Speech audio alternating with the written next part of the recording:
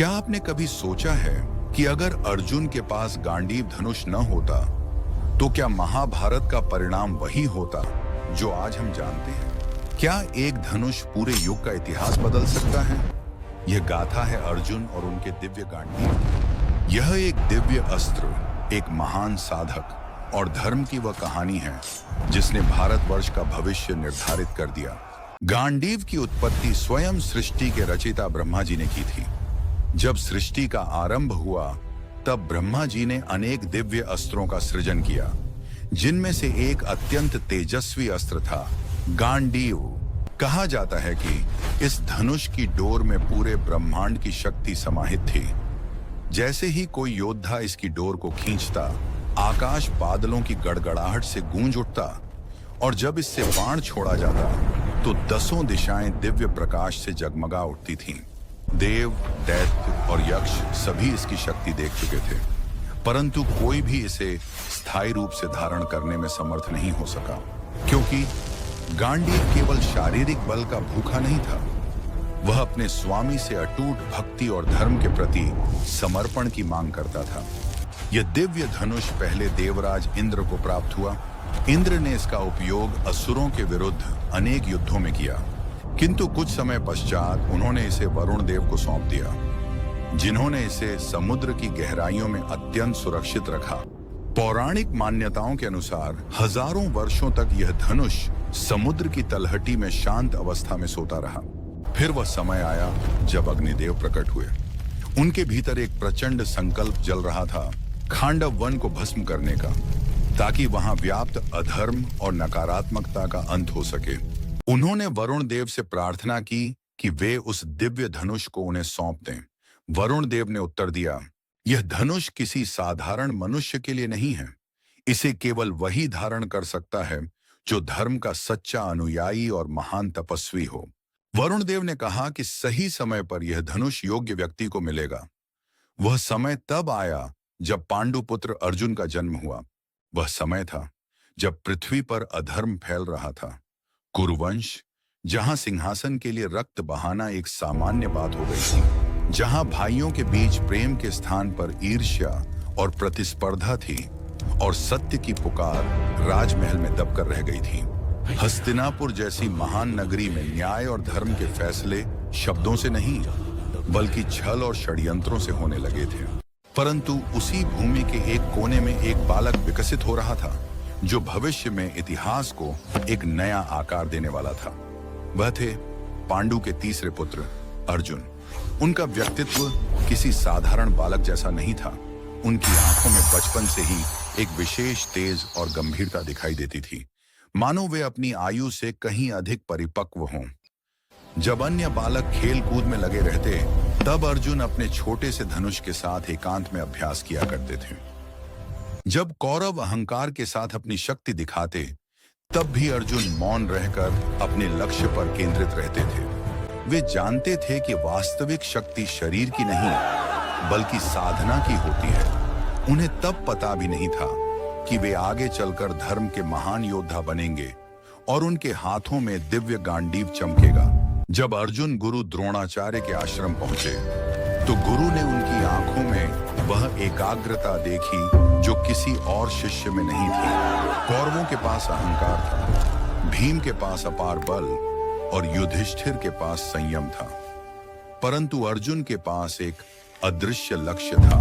द्रोणाचार्य ने जब शिष्यों की परीक्षा लेने के लिए उन्हें बुलाया और पूछा, बताओ तुम्हें उस वृक्ष पर क्या दिख रहा है? किसी ने पत्तों की बात की, किसी ने टहनियों की, तो किसी ने पूरे वृक्ष की।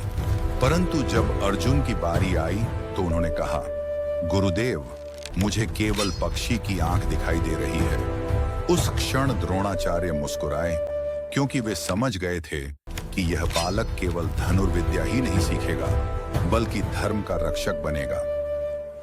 समय बीतता गया और अर्जुन ने अपने भीतर की हर कमजोरी को तपस्या की अग्नि में तपाकर शक्ति में बदल दिया। जब रात के अंधेरे में सब सो जाते, तब अर्जुन जंगल की शांति में बाण चलाने का अभ्यास करते थे। हवा की गति और पत्तों की सरसराहट उनकी इंद्रियों का हिस्सा बन गई थी। धीरे धीरे उनकी हर सांस और उनकी दृष्टि धनुष के साथ एक हो गई।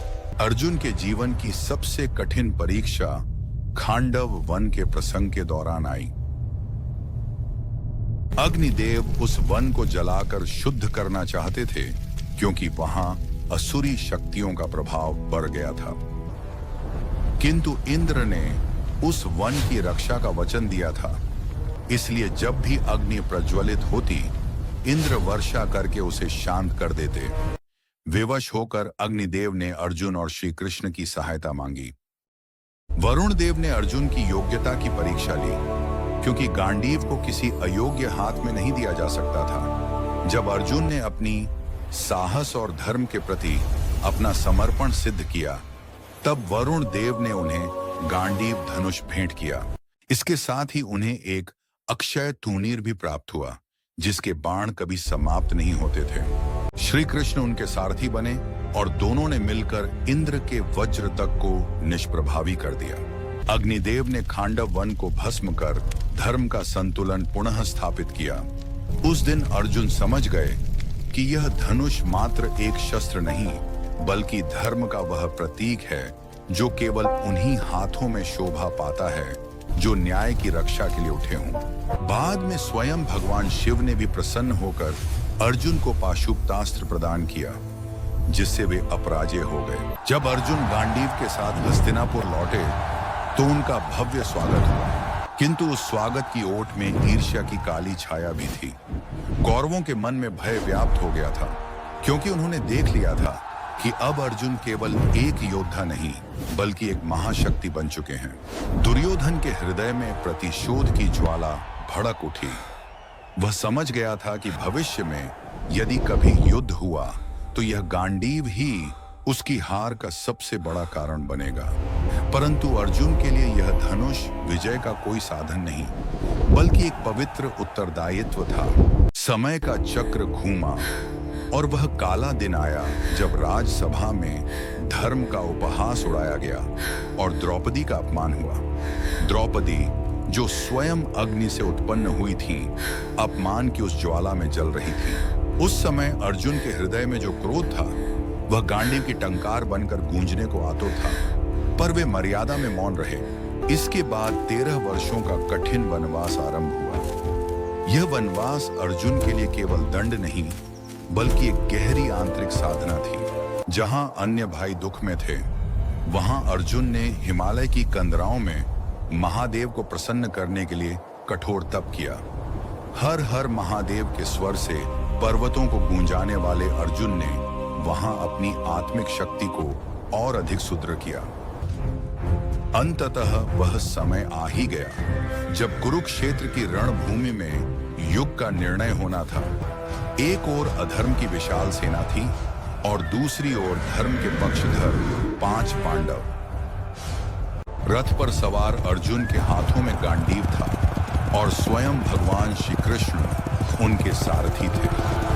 युद्ध के प्रथम दिन जब अर्जुन ने सामने अपने गुरुओं, पितामह और भाइयों को देखा तो उनका मन करुणा और मोह से भर गया। वे बोले, हे माधव, मैं अपनों पर शस्त्र कैसे उठाऊं? तब श्री कृष्ण ने गीता द्वारा समझाया कि यह युद्ध सत्य और असत्य का है। जब धर्म संकट में हो तो शस्त्र उठाना ही सबसे बड़ा धर्म है। अर्जुन ने आत्मज्ञान प्राप्त किया और गांडीव की डोर खींची। वह स्वर मानो पृथ्वी की युद्ध स्वीकृति था। 18 दिनों तक चले उस महायुद्ध में गांडीव से निकले बाण बिजली बनकर गिरे।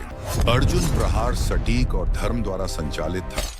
भीष्म, द्रोण और कर्ण के सामने अर्जुन का गांडीव काल बनकर खड़ा रहा। जयद्रथ वध के समय जब सूर्यास्त होने वाला था, तब अर्जुन के इसी धनुष और श्री कृष्ण की लीला ने असंभव को संभव कर दिखाया।